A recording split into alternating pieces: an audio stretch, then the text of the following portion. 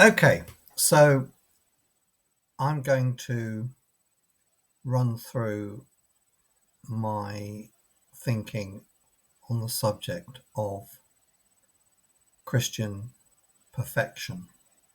And I've been thinking about this for the last month, roughly. So I wrote a huge amount about Hatch before we went to Rhodes. Um, and then after coming back from Rhodes, I started to look in detail at what I'd written. And the first thing I picked up on was a chapter I'd written called The Perfection of the Soul. And I begin that chapter by saying that I thought that the theory of morality, which is attributed to Aristotle in the book The Moral Philosophy of Aristotle, represents Hatch's own view.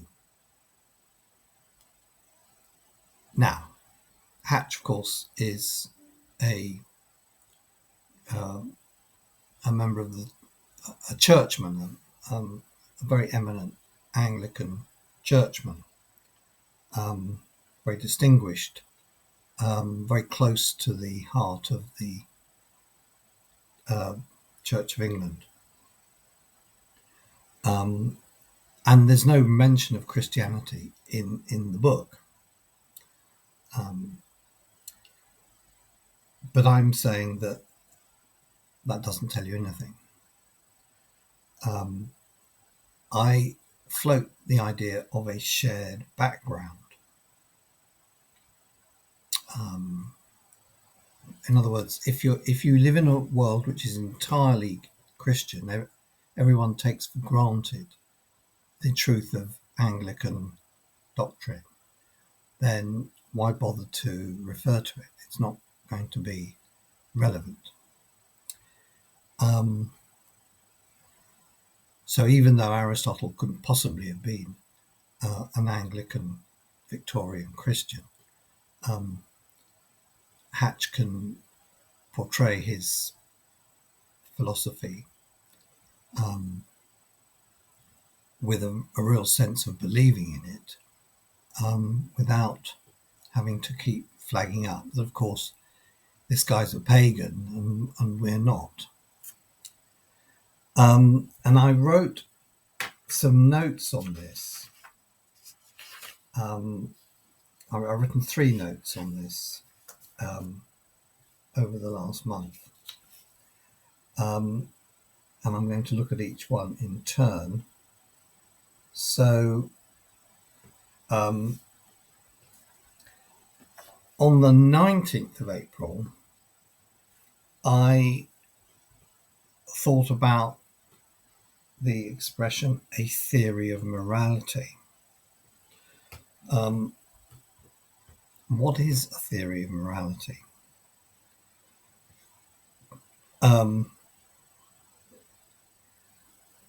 So Hatch, or whoever, and this is an interesting question, whoever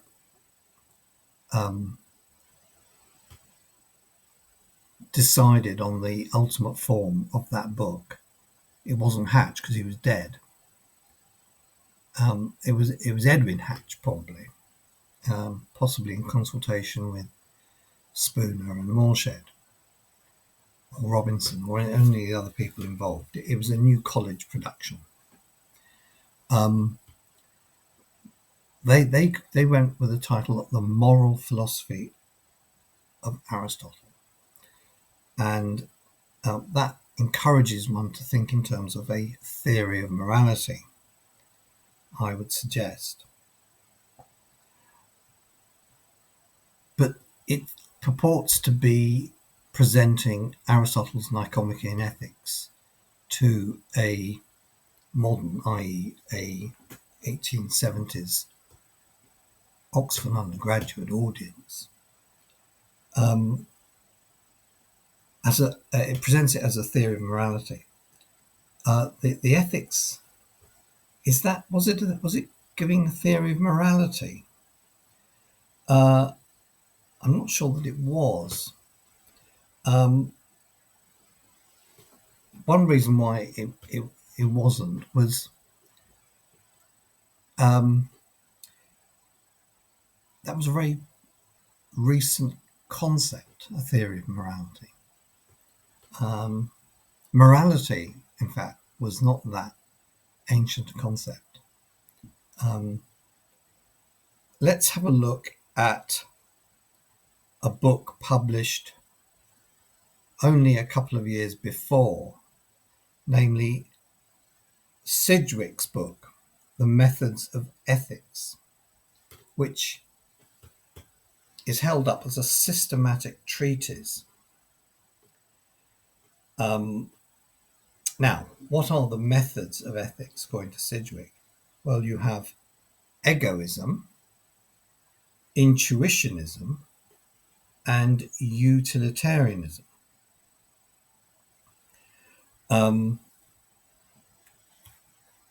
Sidgwick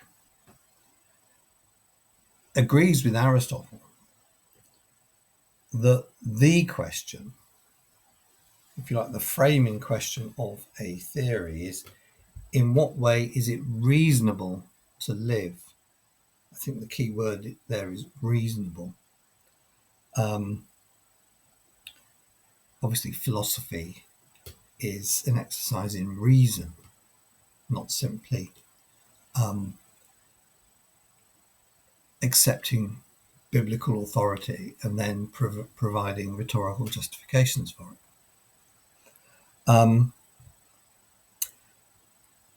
Sidgwick comes down in favour of utilitarianism by surveying common sense morality. Now that has a link with Aristotle, because common sense morality is what Aristotle calls the endoxa, the worthy opinions. Especially that portion of common opinions that appeal to educated people. We're only really interested in educated people, not ordinary people. Now, Sidgwick is concerned that you cannot deduce common sense morality from clear axioms. So, if you like, this is the problem that a theory of morality is there to address. Well, one method, that of intuitionism, is to intuit moral truths. But the problem with that is there are no moral truths.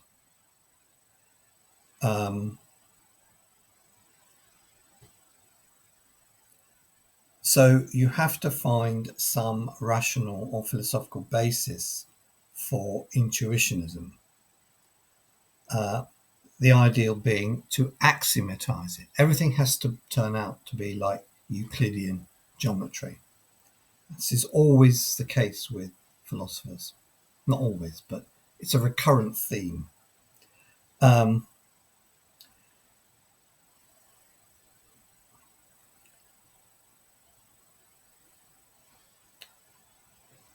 Sidgwick says that utilitarianism is the way to do it. It puts common sense morality into a scientific form. So this is the great selling point of utilitarianism. It reestablishes common sense morality as a science. So that's how you do get to moral truths, or you can claim that you've got to moral truths. What's needed is a system. This is really important. A system is clear, there's consistency, and it commands the assent of the unprejudiced, whoever the unprejudiced are. This is a sort of Sidgwickian invention, the unprejudiced, I would say. Maybe he's talking about Sidgwick. And that is what a theory of philosophy, of moral philosophy, should produce. And this is still a powerful notion, and that was said by Bernard Williams when he wrote his article on Sidgwick, or rather, he gave a speech at Newnham on Sidgwick. I'm not sure if it is still a powerful notion, but it certainly was 20 or 30 years ago.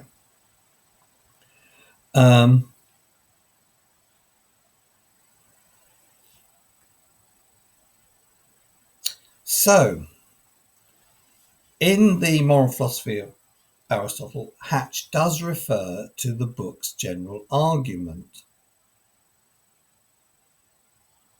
And Hatch does refer to moral truths, but he doesn't axiomatize an Aristotelian system.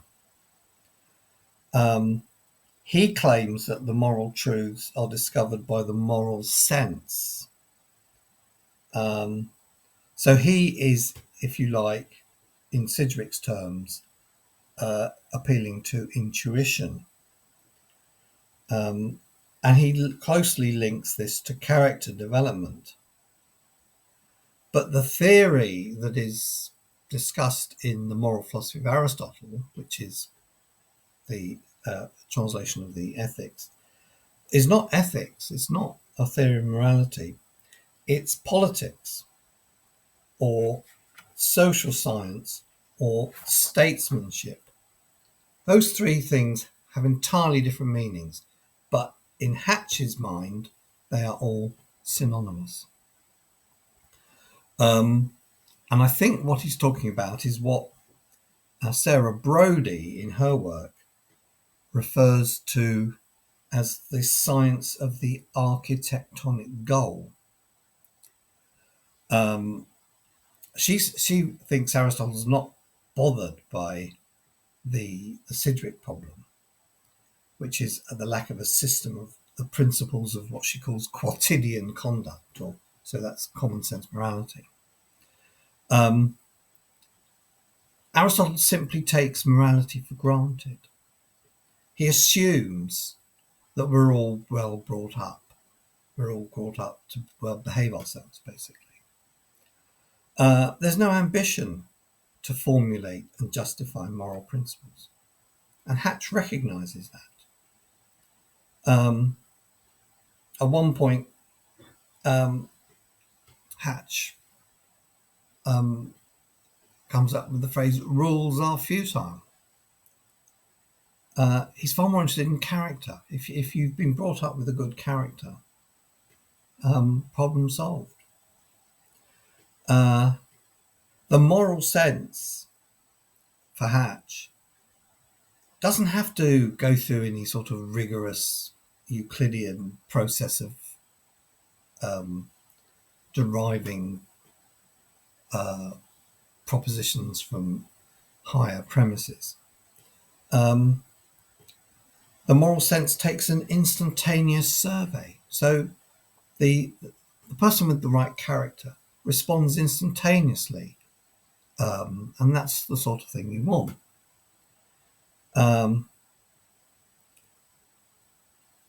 And you can link what Hatch says there in the moral philosophy of Aristotle with what he says in his third sermon of early councils on Christian ambition.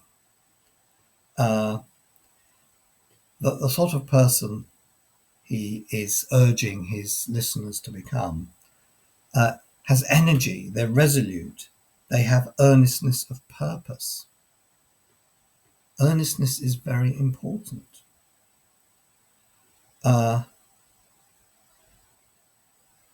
And we could compare this with Robert Wilberforce. That's the son of William Wilberforce, who agitated for the abolition of slavery. The acid test of a genuine Christian is intense moral earnestness. I think that's a very helpful claim. Helpful in the sense that it helps us to understand what Hatch is all about. The acid test of a genuine Christian is intense moral earnestness. So it's all about your earnest character. So that was what I came up with on the 19th of April. Then a few days later, I looked at this question of the shared background. And I thought that a good way to explore this was to look at it from the viewpoint of Mark Patterson. Now, he is a broad church Anglican. He was one of the Essays and Reviews essayists in 1860. He was very influenced by Auguste Comte, just like George Eliot. Comte, very influential. Comte believing that a metaphysical age gives way to a scientific one. And that's what Patterson, I think, is all about. That's what he's trying to achieve at Oxford. He was at Oxford for many years. Now, and again, this is roughly the same time as the Sidgwick and the Moral Philosophy of Aristotle. This is an article that appeared in Mind, describing philosophy at Oxford from Patterson's point of view, and it appeared in 1876. And he locates the, if you like, the presiding genius of what I would call the English Anglican establishment at this time as still Newman, even though Newman had converted to Roman Catholicism. Newman discovered the principle of authority, or he rediscovered the principle of authority. And he did so because he was disgusted with the reform oratory of his day, and he missed the deeper principle of reason which lay below the surface. So let's relate that first of all to Sidgwick. So you've either going to base common sense morality on intuition, according to Sidgwick, or on an axiomatized system, which is utilitarianism. So Newman is coming at it slightly differently. He's suggesting that this whole idea of a moral theory based on reason is wrong. You should simply submit to the authority of the church tradition.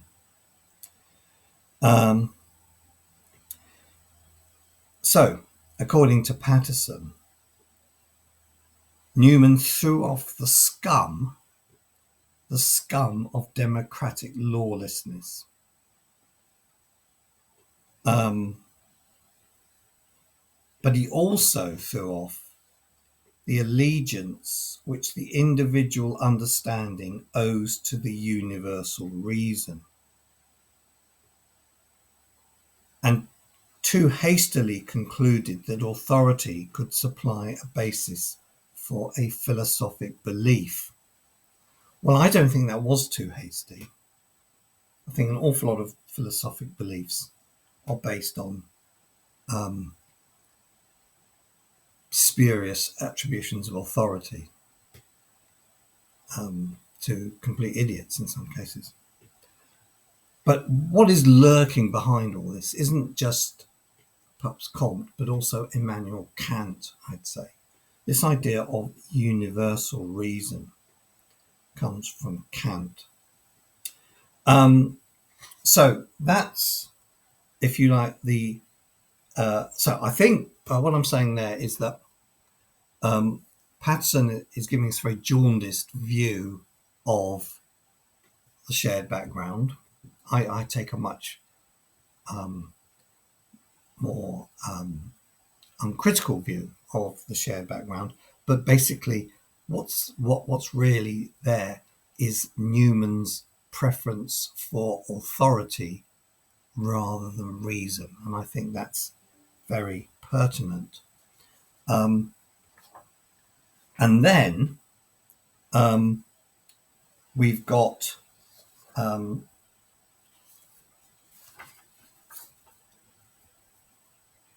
Patterson reappearing. This is in Turner's book on the Greek heritage. Here is Patterson having a go at a man called Oakley. Now, this is Oxford in the 1830s and 40s, so it's a whole generation before, in some ways, before Hatch, but I don't think things had changed that much. And according to Turner, who I think is very sympathetic to Patterson, Oakley displays an intensely parochial viewpoint, which was characteristic of the university during the Tractarian period. This is when Newman's approach was, I guess, at its height. Oakley's mental horizons stretched no further than the university examinations.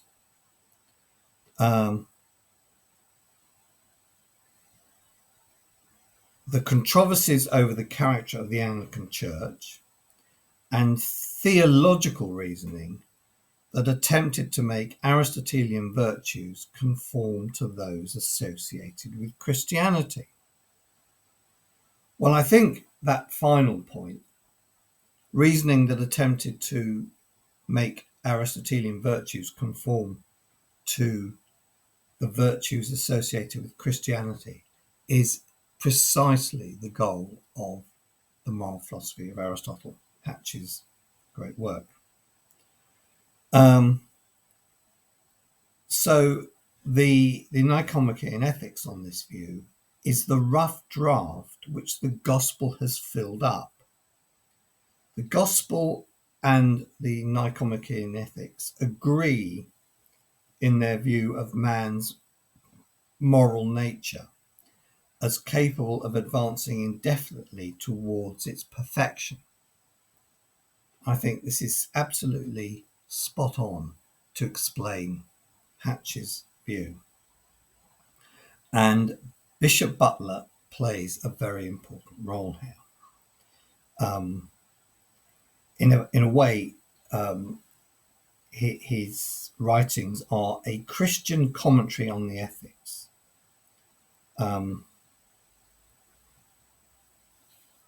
So that's what I mean by the shared background. And then most recently of all, so this is yesterday, I thought about the important point that Edwin Hatch attributes to Walter, which is the claim that the separation of the religious from the moral is mischievous.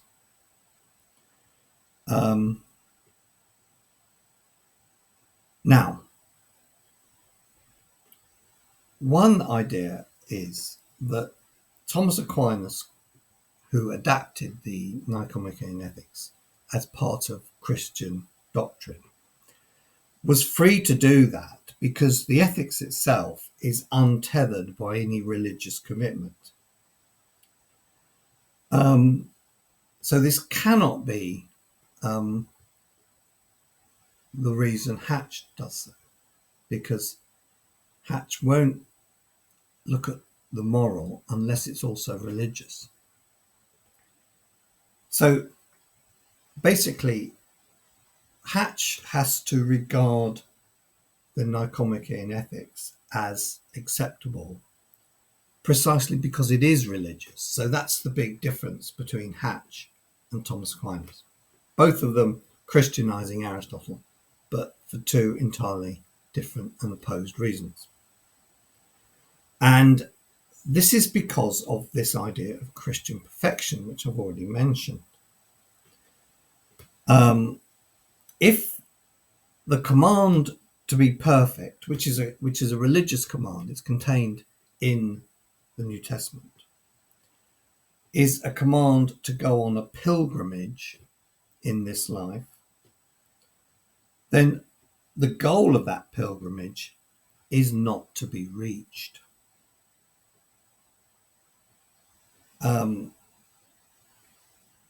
This is the paradox of Christian perfection. You cannot attain it in this life. So moving forward slightly by quite a large number of years to the 1920s, Alfred Edward Taylor's book, The Faith of a Moralist, comes up with a philosophical solution to this problem, which distinguishes morality from religion. So morality is a matter of attaining a terrestrial felicity, and religion is concerned with a supernatural good. And I find that helpful because that's precisely not what Hatch is doing. And the evidence for that is not from the moral philosophy of Aristotle, but from the Chariot of Israel sermon, which was delivered on the 9th of December 1877, exactly a week after Walter Hatch had dropped dead, by his very closest friend, William Moore. According to William Moore, Walter Hatch believed that our souls possess everlasting bliss in heaven according to how we deal with our souls in this life. Christians are pilgrims, so the pilgrimage idea is right. The perfection to be aimed at in this life is one that fits us for the hereafter. And there must be a sacrifice of something. And of course, Walter obviously did that because he sacrificed his fellowship at New College, which he lost. He lost the income from when he was declared bankrupt. And he was declared bankrupt because of his attempt to do good by founding Knutsford College. Now, I've described the philosophical solution that Taylor comes up with. Morality is how do we become happy on earth? Religion, how do we attain a supernatural good? Two independent departments, if you like. You can follow one, you can follow the other, but they're not related. And he says that to adopt that position, this is Taylor's view, would be to acquiesce in the very severance of nature and grace. There you go. That is exactly what Hatch would not do.